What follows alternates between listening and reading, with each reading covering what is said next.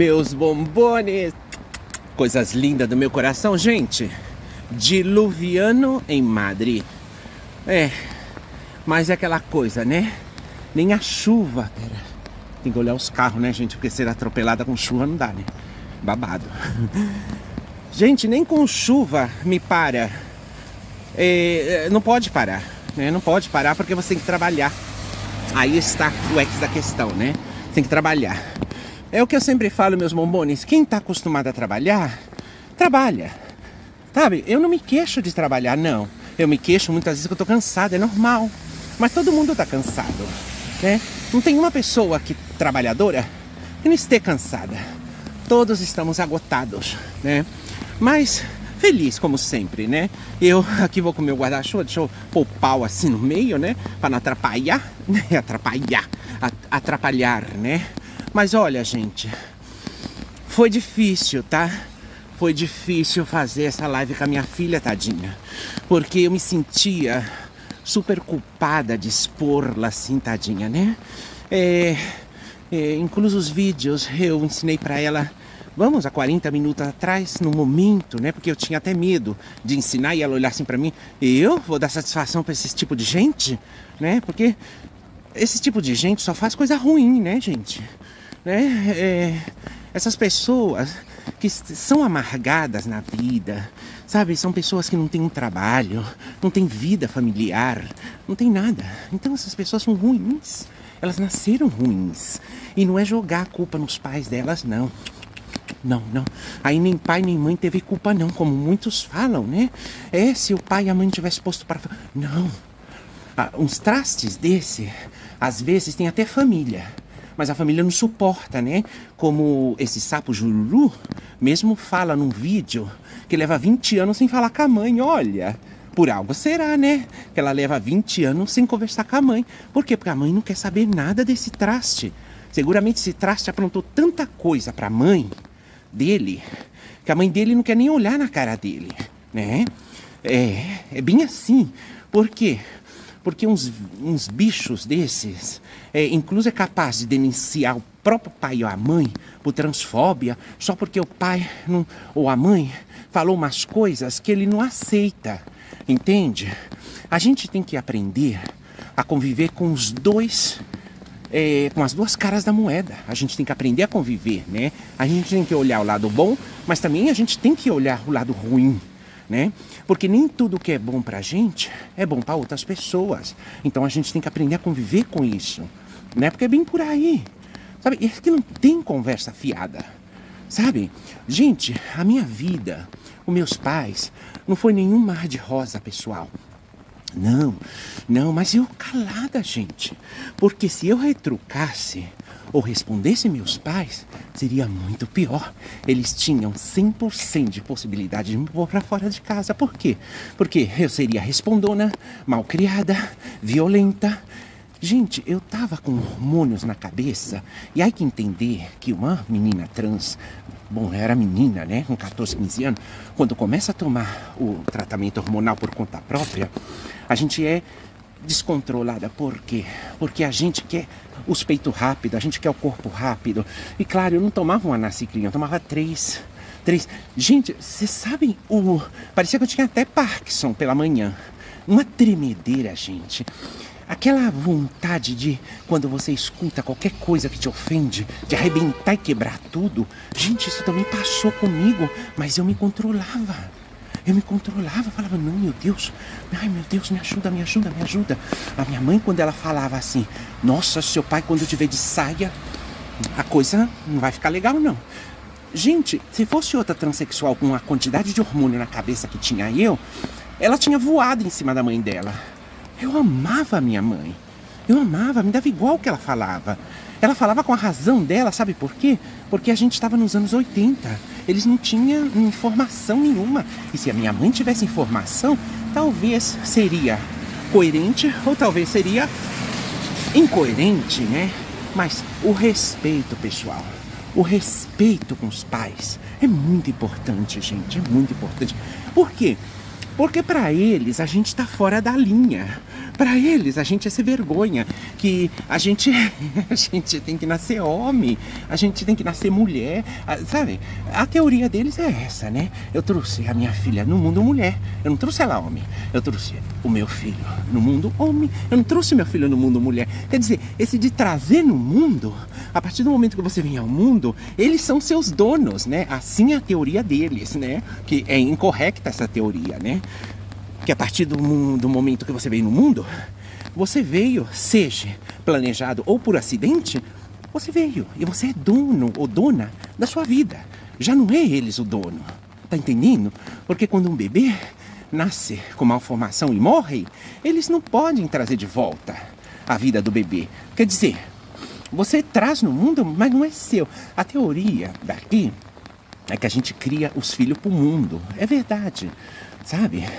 A partir do momento que você traz um filho no mundo, você tem que protegê-lo, cuidá-lo e pronto. Mas você não é dono dessa criatura. Essa criatura vai crescer e vai fazer a vida dele como todos nós fizemos, né? Mas a teoria exata disso que tem que respeitar os pais... Gente, quando você é nova, você não paga aluguel. Você tá vivendo na casa dos teus pais. É um momento propício para usar a cabeça e guardar dinheiro. Guardar dinheirinho. Para você poder refazer sua vida quando você seja maior. Isso era o que eu pensava sempre, né? Eu vou guardar todos os dinheirinhos que eu possa. Porque um dia, meu Deus... E olha que eu pensava mais além de mim, né? Porque um dia, se meus pais decidem me pôr pra fora de casa... Gente, eu tenho um dinheirinho guardado para me alugar uma casinha e viver minha vida. Mas o que eu quero mesmo fazer é ir embora daqui. Porque eu tenho medo de tudo isso aqui. Eu tenho medo deles, eu tenho medo delas, eu tenho medo da sociedade, eu tenho medo da polícia. Então, toda essa minha cabeça dos anos 70, finais dos 70 e princípios dos anos 80, foi exata, né? Porque depois que explodiu o tema da AIDS, que foi em 94, foi em 95 para 96, que começou aquele auê todo, aquele, né? Se a polícia não matasse vocês de tanto bater... as meninas morriam de AIDS. Então, a gente não tinha escapatória. Ou você se juntava à tribo delas, ou você estava perdida. Mas como eu estava de gaiato no meio delas, conhecendo elas e tudo, mas sem querer amizade com muitas delas, porque eu não queria, porque eu sabia. Eu sabia das falcatruas, né, gente? Porque entre nós, a gente se conversa, sabe? A Débora, a Kelly, a Roberta... A Popô, todas a gente sabia de toda a falcatrua. E se a gente sabe de toda a falcatrua, né, aquela coisa, o perigo mora do lado. Você entra se você quiser, não é que você não tem saída. Então, se você for analisar as matemáticas, quer dizer, eu tô com meus pais, faz de tudo o melhor pra eles não tomarem essa decisão de te pôr pra fora de casa. Mostra para eles que você não tá fazendo nada errado, você só tá trabalhando e tudo. Era uma época de camisetão, né, gente? A gente usava camiseta até o joelho, né? Tanto menina como menino. As roupas eram uma onda, uma moda de unissex, né? Não tinha... Roupa nunca teve gênero. Então, as meninas vestiam como meninos. Agora, claro, numa formatura, num casamento, as meninas põem salto alto, põem vestido branco e tudo. Isso eu não podia fazer. Eu não podia fazer porque meus pais não iam permitir, né? Então, mas aquela coisa, nada de roupa de homem também não, era camisetão. Então, você olhava, na minha época, você via com aquela camiseta até o joelho, né? Até antes dos peitos sair, que eu comecei a pôr faixa e tudo, com medo. Gente, você olhava assim e falava, essa menina é pobre, né? Todos os demais bem vestidinho, tudo. Gente, quando eu me formei na 8ª série... Aí eu já usava saia e tudo, foi muito bonitinha assim, não ser de branco. Eu fui com uma saia branca assim, eu fui de sapatilha da Azaleia, daquela bailarina, que tinha uma fita de seda que rodava por toda a perna, coletinho, né, bonitinha. Fui muito bonitinha na minha formatura de 8ª série, né. Recebi meu diploma, todo mundo rindo da minha cara, ria da minha cara, gente.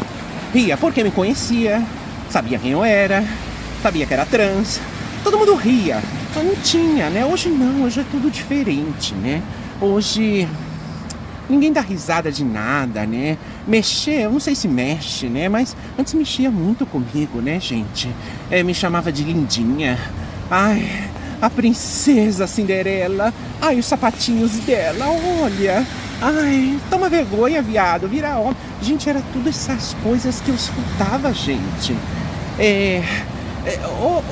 Eles gritavam. Ah lá, mas eu vou comer ela hoje. Eu vou agarrar ela pelo cabelo e vou comer ela hoje. Sabe, tudo isso era tão triste, sabe? Medo. Eu só tinha medo quando chegava perto pra encarar, né? Mas aí é onde os hormônios já me ajudavam a encarar também. Ai, que barulho.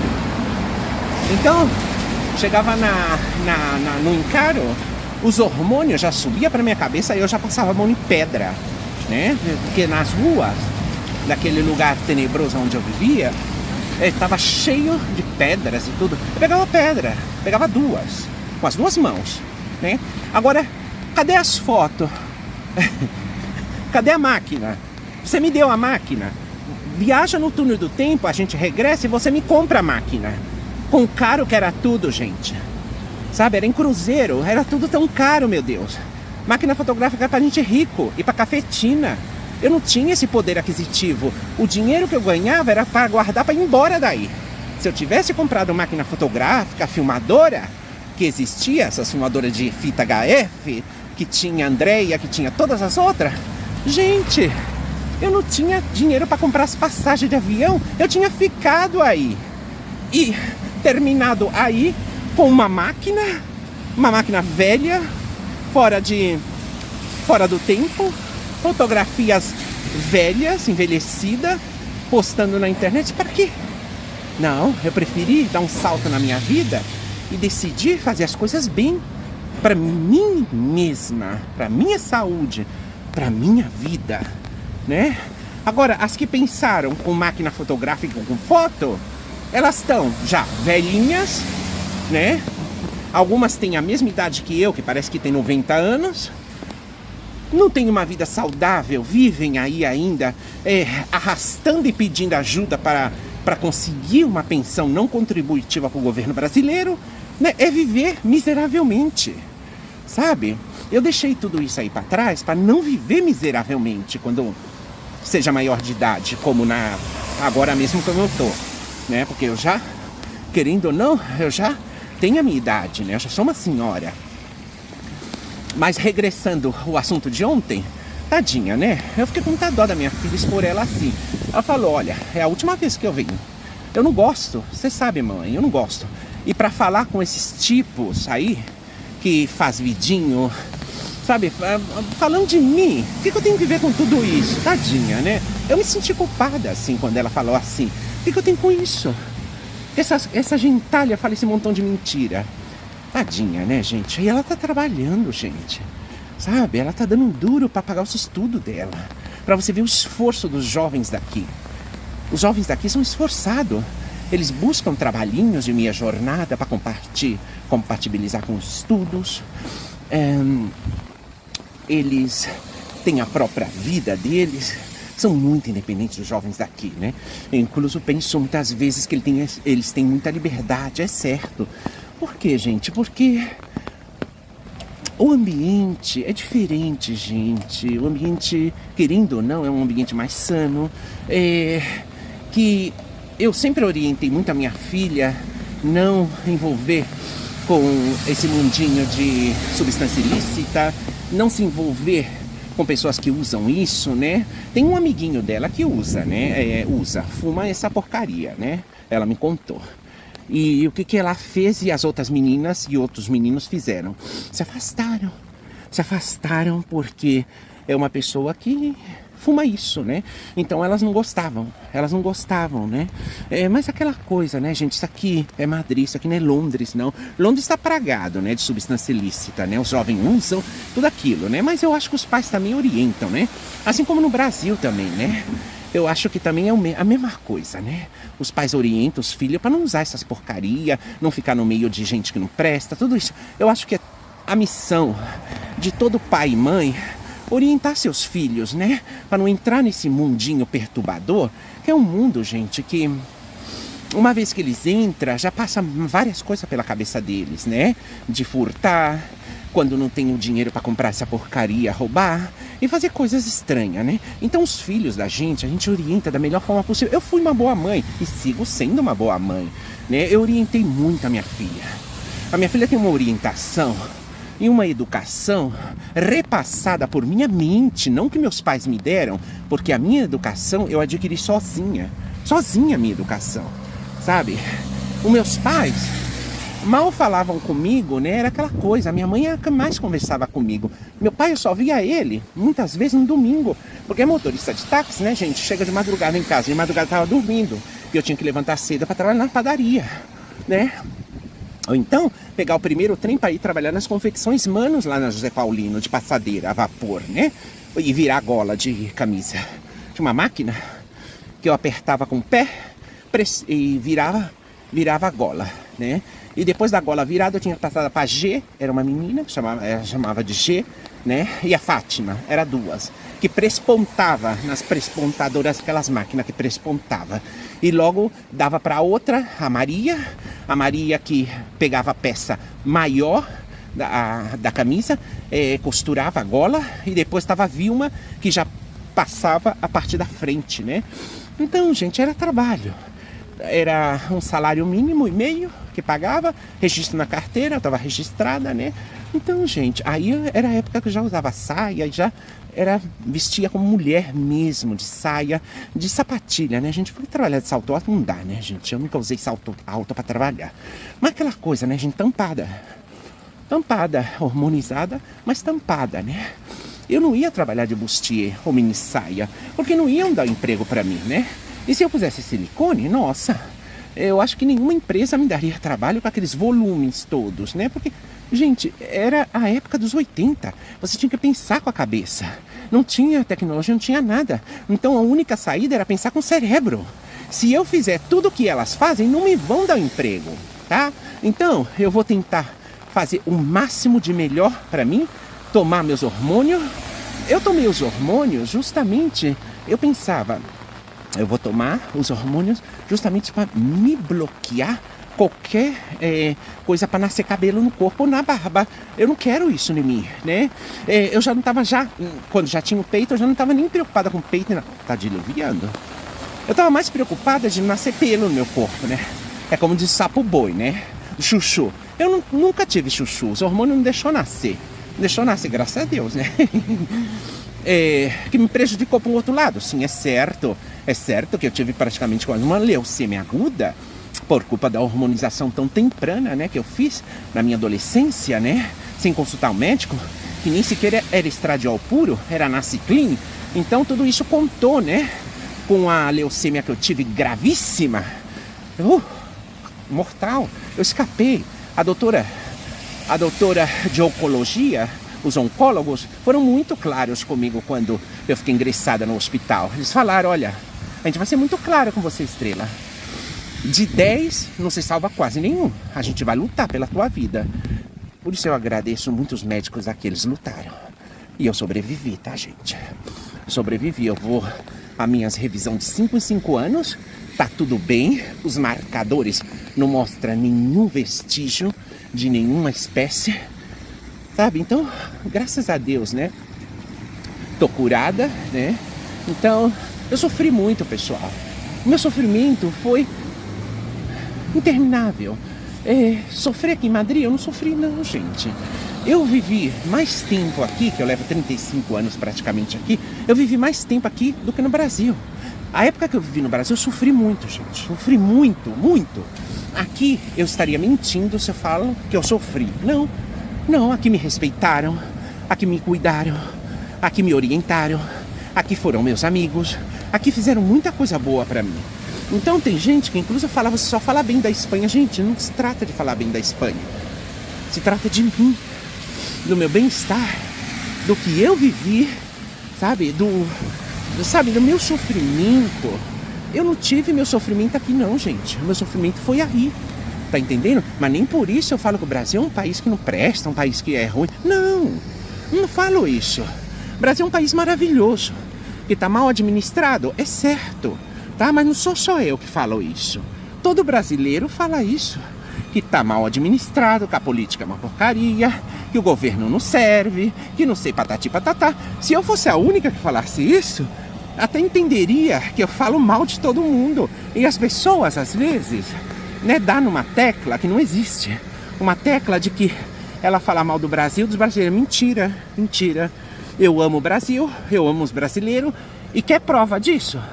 A prova que eu posso dar disso é que eu não renunciei à minha nacionalidade, brasileira. E eu poderia fazê-lo. Poderia. Eu poderia ter renunciado à minha nacionalidade brasileira. Assim como eu posso fazê-la. Não quero. Eu quero seguir sendo brasileira.